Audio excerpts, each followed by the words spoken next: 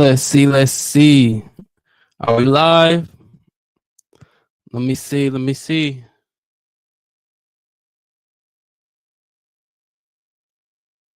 Am I frozen?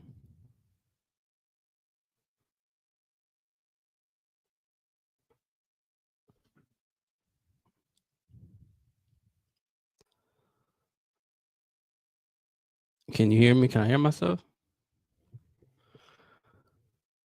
Testing this out. We're going. This is the first live, very first one. Oh, and I cannot hear myself. Hang on.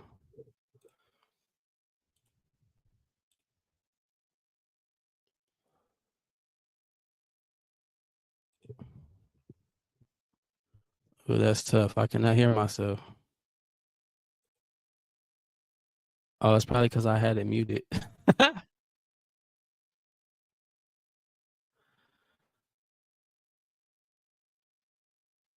All right, we are back. We are here. We are live. Anthony Live 765. If you are new, go ahead and hit that sub button, man. Let me go ahead. Yeah, if you're new here, go ahead and hit that live button. Some technical difficulties, but hey, we'll get it figured out. You see the title. Y'all boy Trump back in the news. Let me see here. Micah Parsons, America's team, Dallas Cowboys, the linebacker. Micah Parsons requests a trade from the Dallas Cowboys. We'll dive into that a little bit. Here for a little bit. I won't go live too long. This is the very first live that I'm going to be doing of this particular content. Yeah, Donald Trump, Micah Parsons, this is America. So let's get into it. Let's go look over here. Your boy Trump making headlines again, man. Doing what he knows how to do best. And that's make a headline, boy. He ain't got no trouble doing that. We'll get into this. Hang on just 1 second. Let me find the tab I'm looking for.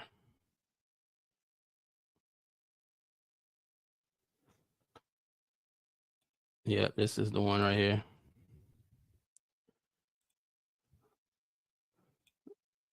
Boom.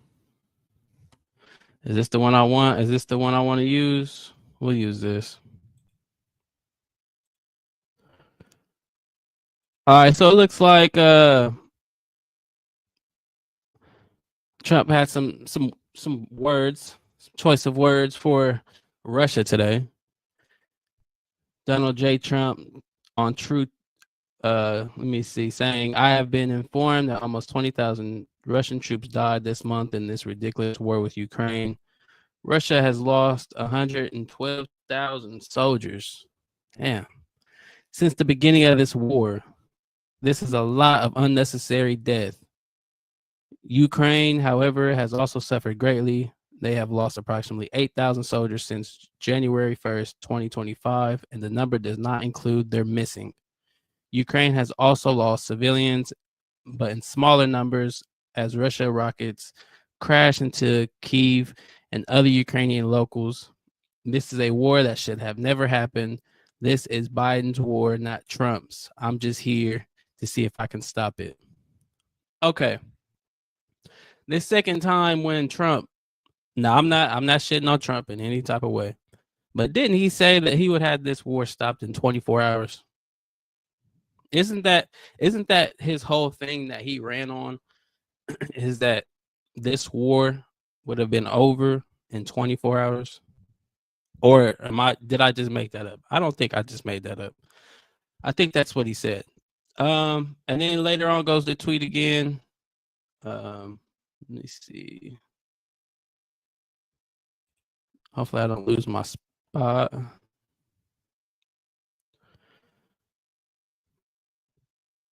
Then just an hour later, he goes on and tweets based on highly provocative statements of the former president Russia, Dmitry Medvedev, I don't know his name, my fault, who is now the deputy chairman of the Security Council of the Russian Federation. I have ordered 2 nuclear submarines to be positioned in the appropriate regions just in case these foolish and inflammatory statements are more than just that. Words are very important and can often lead to unintended consequences. I hope this will not be one of those instances. Thank you for the attention to this matter. Okay. I'm assuming that the U.S. always has submarines with capable nuclear capability all over the globe. So I don't think particularly that he himself sent submarines and positioned them strategically wherever out throughout the world.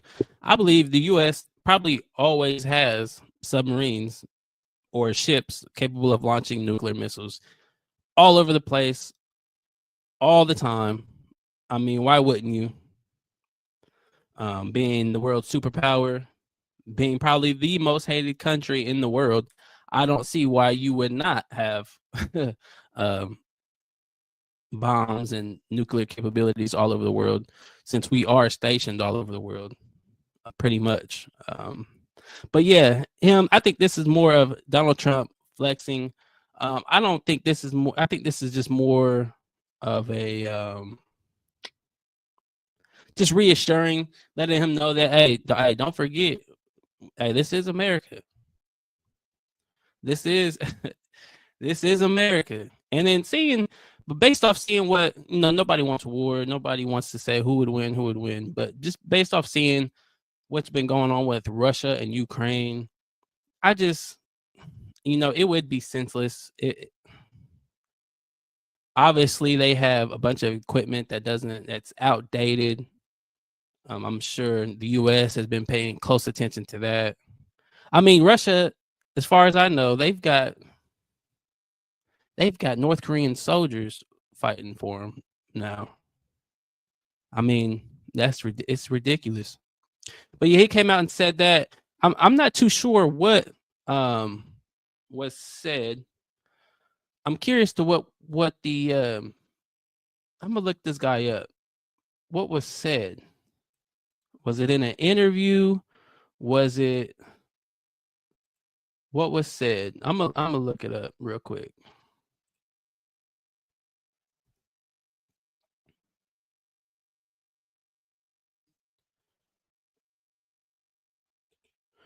Oh, did he say it on X? Hang on. Let me see.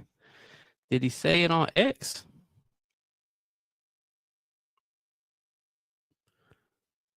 Okay. Saying that I think this is Trump's response. This was Trump's response to what was said. Trump's playing the ultimatum game with Russia, 50 days or 10. He should remember 2 things. Russia isn't Israel or even Iran. Each new ultimatum is a threat and a step towards war, not between Russia and Ukraine, but with his own country. Don't go down this Sleepy Joe road. Hey, I see why Trump got pissed. I see why Donald Trump was heated, boy. Hey, that was slick. He said, "Don't go down this Sleepy Joe road." Ah, hey, Trump was heated, bro. I already know Trump, boy. As big as the ego, he said, where's my phone? Where's my phone? That boy couldn't wait to get a tweet off, man. Hey, hey, Trump couldn't get his phone in his hand fast enough to get that tweet off, man. I swear. Okay, I see why he was pissed, and I seen why he said he stationed 2 nuclear submarines around the world. Wow. But yeah, I think just looking at some of these comments. Let's look at some of these comments. I'm totally unbiased. We're just looking at the comments. Obviously, there's going to be more depending on where you go, whose channel you're going to be on. There's going to be more negative towards one person and more positive towards one person. So look at some of these. Trump has forgotten that Russia has an army. nuclear weapons, power, and people. Well, obviously, Russia's got people because when they go to war, all they do is throw people literally at the war. Russia has a big, that's their thing. Russia, they throw bodies into the war. You've seen that. You've seen the statement that we just seen. 118,000 people have died just on Russia's side since this war has begun. That's terrible. That's terrible. Senseless deaths. Um, just for a piece of land. I haven't even seen that war map. I think, is it still at a standstill? I think what they own, like 20, they got like 20% of Ukraine. I honestly don't know what if Trump couldn't do it. I mean, I don't know. I mean, he still has time, but I don't know, man. I don't know how you end that war. Doesn't look like Russia's gonna give up. Ukraine's not gonna give up. It's just, that's a messy situation, man. Prayers up to everybody who's been affected in that war, who may be affected. Yeah, man, it's a slippery slope. But yeah, let's go over here. Let me see. There was some more. There was a YouTube video, ABC News. I'm pretty sure they probably, most of these outlets absolutely despise Trump. So I'm sure they didn't have anything nice to say. Let's see what they said here. Hopefully you can hear it.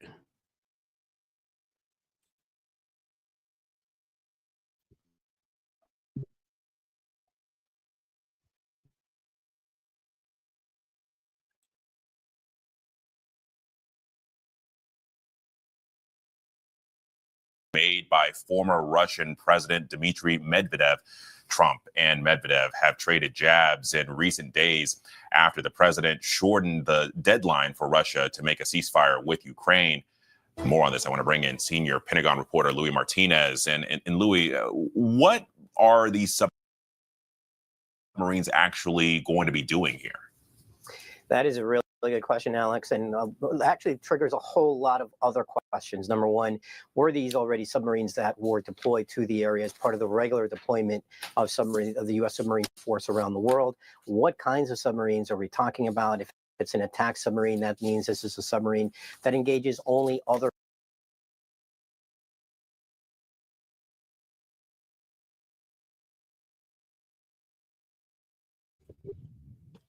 I think we froze up for whatever reason.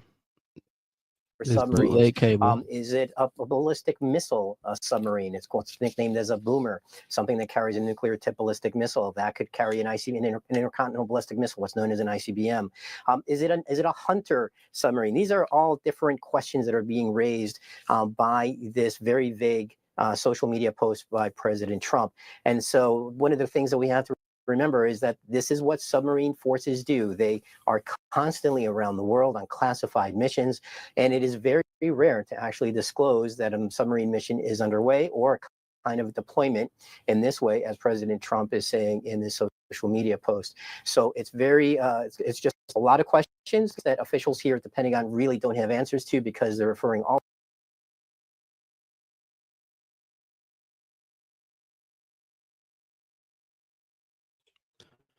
Okay, hopefully everybody could hear that.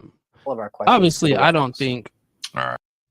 Obviously, I don't think that was anything of significance. Obviously, the U.S. has capabilities all over the world. I got somebody calling me. Hang on. Oh, bro, is weird, man. Come on. But yeah, obviously the U.S. has capabilities all over the world. I believe that was just a shot, whatever the Russian former president said. I believe that just got under his skin. And you can't just let somebody go around saying that. So he had to flex his muscle. And obviously, I don't think he arranged just for two subs just to be strategically maneuvered. I believe they were already there. With America being the strongest military force and might in the world. I don't think that's up for debate at all. I think that's just hands down what it is. We better be, because I know a lot of taxes get taken out of my check to make sure that. But yeah, Trump making headlines again. Oh, there's also another thing that I wanted to go over, not just the Russia situation. Also, let me see here.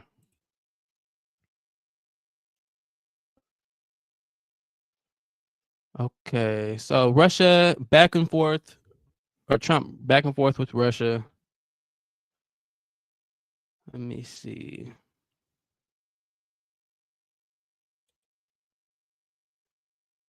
Oh yeah, this is what I wanted to see. Yeah, Trump with the job numbers. He had made a statement on this today. He had tweeted out, "I was just informed that our country's job numbers are being produced by the." Oh, hang on. I wanted to do this one second because he had made a prior post to this. Let me see. I had it. I've lost it. My fault. Give me 1 second. Okay, this one right here. This is the one I wanted to read. In my opinion, today's job numbers were rigged in order to make the Republicans and me look bad. Just like when they had 3 great days around the 2024 presidential election, and then those numbers were taken away on November 15, 2024, right after the election, when the job numbers were massively revised downward, making a correction of over 818,000 jobs, a total scam. Jerome Too Late Powell is no better, but the good news is our country is doing great. Oh, so yeah, so he had made a statement saying that he believed that the numbers that were put out were rigged. They were put out by an appointee by Biden. So the statement where the numbers put out were by someone put there by the Biden administration. Let's go back and look at that second tweet that he put out real quick. Let me see here. And then Donald Trump, he comes out with a second tweet saying, "I was just informed that our country's job numbers are being produced by a Biden appointee, Dr. Erica McTarfer, the Commissioner of Labor Statistics, who faked the job numbers before the election to try and boost Kamala's chances of victory. This is the same Bureau of Labor Statistics that overstated the jobs growth in March 2024 by approximately 818,000. And then again, right before the 2024 election in August and in September by 112,000. These were records. No one can be that wrong. We need accurate job numbers. I have directed my team to fire this Biden political appointee." So, all right. So you got yourself right up out of there. Okay. You got yourself fired. Of course. And then there was news. Trump putting a bunch of yes men around him.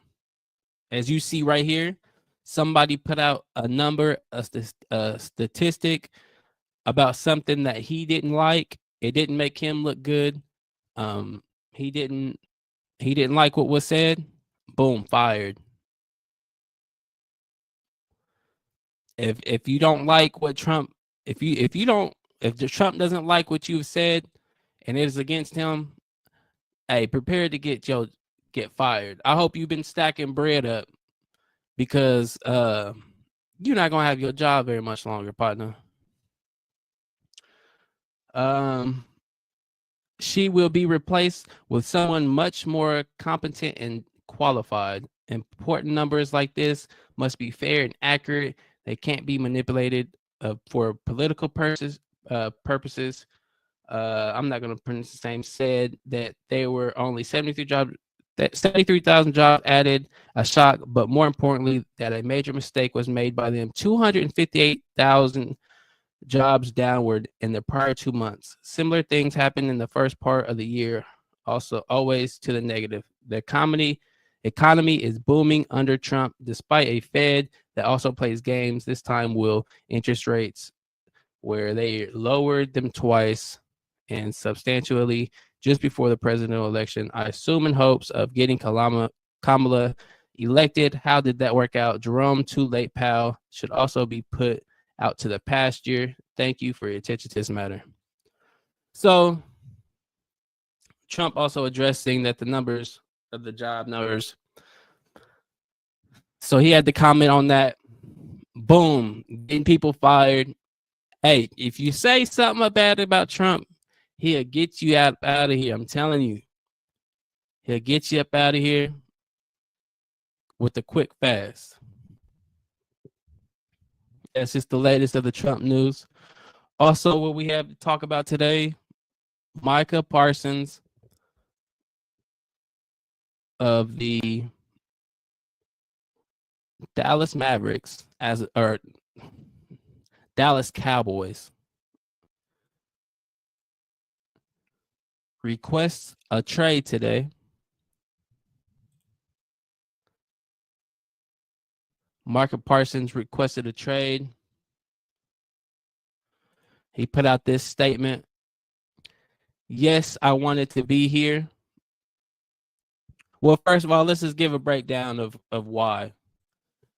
It seems like the Dallas Cowboys are hesitant to pay, for whatever reason, pay Micah Parsons. Micah Parsons entered the league in 2021, I believe. Has been considered as one of the best defensive ends in the league since entering the league in 2021. Let me just look up a little stat here. Since entering the league, Micah Parsons in 2021 had 13 sacks his rookie season, followed up by 13 and a half, 14 and 12. I believe Micah Parsons is by far the best player on this team other than CeeDee Lamb, hands down. I don't know why you are so hesitant. Well, I know why you're hesitant, because you had to pay an overrated quarterback, a mediocre quarterback, elite top tier money. So now the Cowboys are reluctant to pay Micah Parsons, which in my opinion is what he deserves. Micah Parsons, 13 and a half, 14, 12, the last 4 seasons. That's not just something that you draft every day. That's not something you sign every day. When you draft a defensive end / linebacker who can put you up numbers like this, I know a lot of people say he doesn't stop the run. He doesn't put his all into trying to stop the run. But when you have an elite pass rusher that can come off the edge like Micah Parsons does, I believe he deserves to get paid. Maybe there's some things going on in the background we just don't see. Micah Parsons, I know I've seen him on a ton of podcasts. He's not shy of speaking on how he feels. And so earlier today or yesterday, he came out with this statement here. Micah Parsons says, yes, I wanted to be here. I did everything I could to show that I wanted to be a Cowboy and wear the star on my helmet. I wanted to play in front of the best fans in sports and make this America's team once again. The team my pops and I grew up cheering for way up in Harrisburg, Pennsylvania. Unfortunately, I no longer want to be here. Wow. So he said it. He said he no longer wants to be a Dallas Cowboy. I no longer want to be held to closed doors negotiations without my agent present. I no longer want shots taken at me for getting injured while laying it on the line for the organization, our fans, and teammates. I no longer want narratives created and spread to the media about me. Well, you play for the Dallas Cowboys, you get people like me talking about you. I'm nobody. And here I am talking about you. So just imagine what the media and the news are gonna say. I had purposely stayed quiet in hopes of getting something done, but since there is confusion out there, let me clear some things up. I had my agent reach out to the Cowboys last offseason about my third year in hopes of getting a deal done early, asking for a contract extension. Unfortunately, the team did not want to start any negotiations at that point. I was okay with that. Didn't complain, focused on the 2024 season. After the season, I told my agent once again to let the team know we were open to negotiate when they met at the combine. My agent informed me I should wait for other deals to get done because the price only go up, but I didn't care and wanted to secure myself as a Cowboy long term. So his agent, Micah Parsons' agent, advises him to wait. Let's watch everybody else get signed. And I think that's kind of what the Cincinnati Bengals are doing with Trey Hendrickson. The Cincinnati Bengals, as well as Micah Parsons' agent, let's sit back. Let's see what the going market on top defensive ends is, and then let's put our bid in based off what the numbers were. Let's reset the market. I didn't care, wanted to secure myself as a Cowboy long term. This was before any of the other pass rushers deals.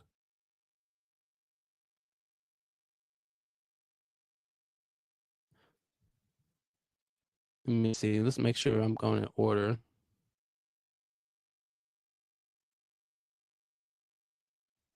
Not the 24 season. After this season, I told my agent once again to let the team know we were open to negotiate. They met at the combine. My agent informed me I should wait.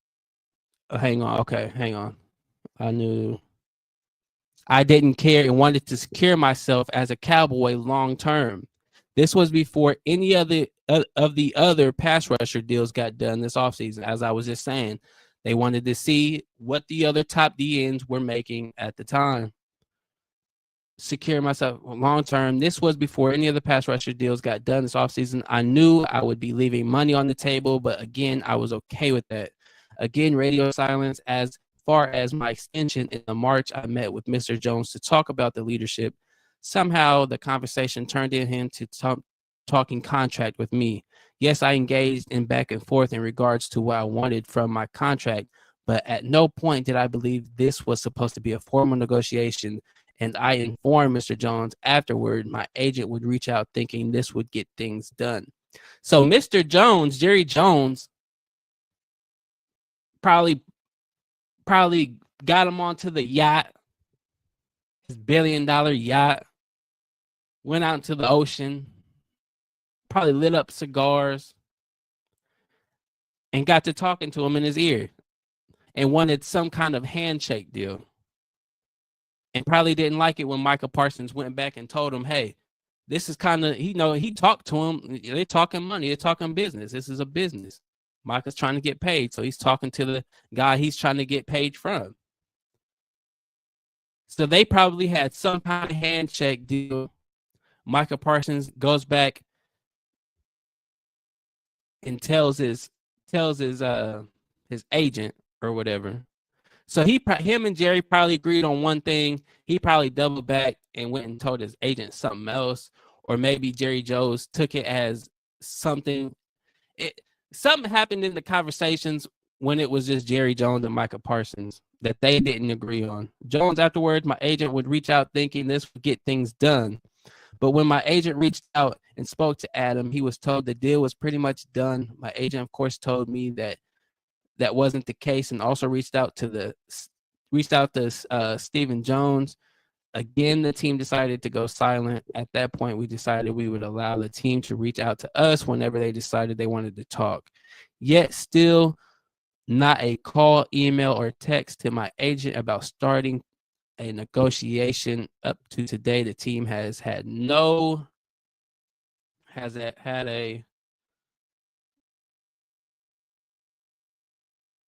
let me see.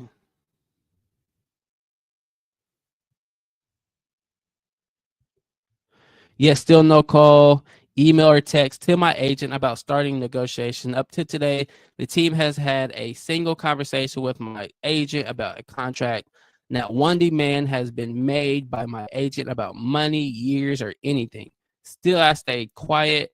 But again, after repeated shots at myself and all the narratives, I have made a tough decision. I no longer want to play for the Dallas Cowboys. My trade request has been submitted by Stephen Jones personally. Wow. Wow, wow, wow. That's that was an earful from Micah Parsons. So it seems like Micah Parsons handled this well. It seems like, because I never heard Micah Parsons come out and blast Jerry Jones in particular or say anything really to throw Jerry Jones or the Dallas Cowboys organization under the bus. Wow, it surprises me that the Dallas Cowboys and Jerry Jones hasn't reached out at all. They haven't thrown out a number, especially with you see the top. Well, you especially seeing how the top DNs are getting paid, as in the TJ Watts, the Myles Garretts, the Max Crosbys. I'm wondering almost if that's just a price that the Cowboys are just willing to pay. You know they've got the money. Maybe Micah Parsons has just become a nuisance. Maybe he's just become a headache. But aren't the Cowboys all about headlines? Don't they have tours during practice? They were saying, didn't somebody say that fans come and look at the players like it's a zoo exhibit or something like that during practice? Doesn't Jerry Jones like this attention? Doesn't it generate him more money? I don't know. Something happened between Jerry Jones and Micah Parsons that we just don't know about, that we probably won't hear until later. But it seems like from his tweet, Micah Parsons did what he was supposed to do.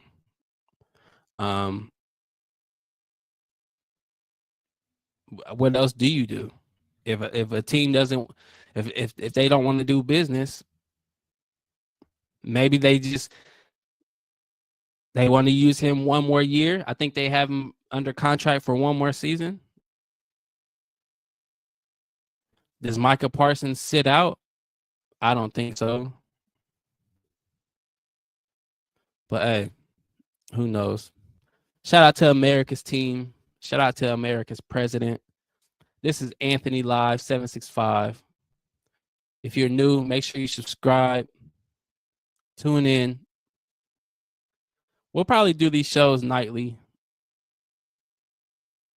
Or these might be midday shows. These might be midday shows around 5 or 6. I might go live. We'll see. But if you're new, make sure you subscribe. On the road to 300 subscribers. I appreciate everyone that's subscribed this far. This is Anthony, and I'll see you guys later. Peace.